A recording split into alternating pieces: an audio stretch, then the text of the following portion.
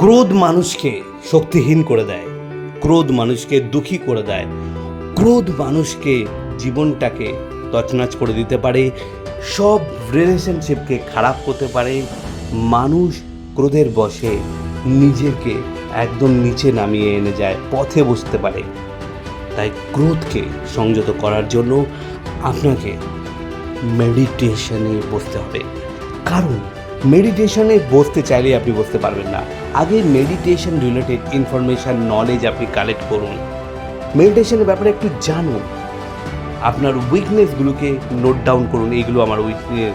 যখন আপনি মেডিটেশন করবেন, মেডিটেশনের সময় ভাববেন আমার যে উইকনেসগুলো আছে সেগুলো আমার থেকে বেরিয়ে চলে গেছে, ইউনিভার্স আমার থেকে সেই কমজোরিগুলোকে, উইকনেসগুলোকে নিয়ে নিয়েছে আর আমি শক্তিশালী হয়ে উঠেছি। বন্ধুরা, মেডিটেশনের সময় দিন, দেখবেন খুব ভালো রেজাল্ট পাবেন। Thank you so much.